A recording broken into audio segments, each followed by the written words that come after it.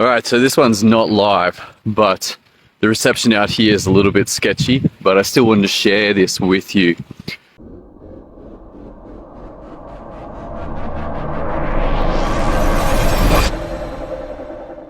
Check this out. So I'm on a bike right now, which is going to be a little bit bumpy, but if you can see this, but you're getting a look here at one little piece of this giant monolith, Uluru. It's pretty special here. It's really interesting.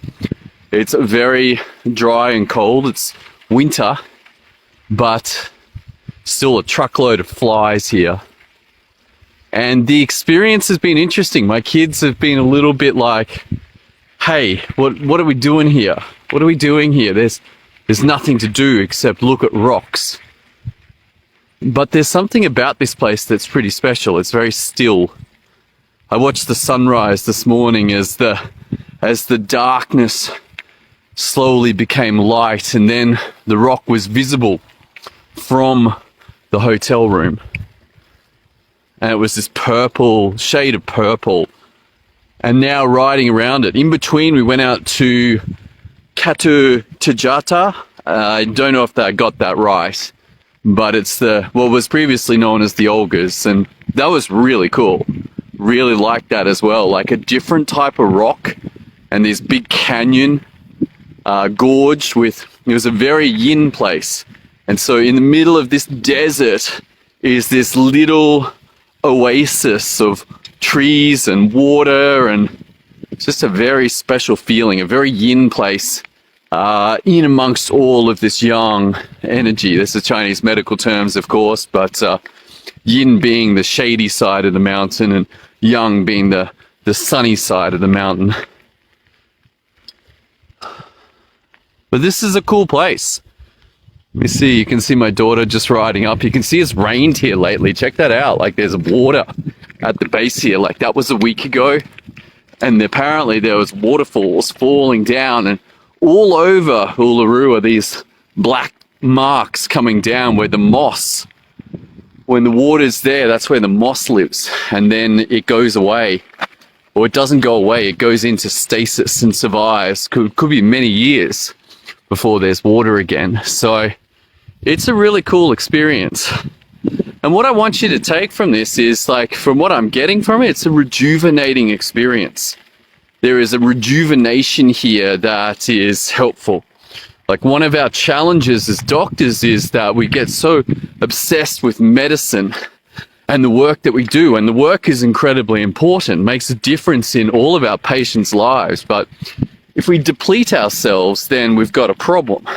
Once that cup's empty, then instead of being of service to our patients, we end up resenting the work.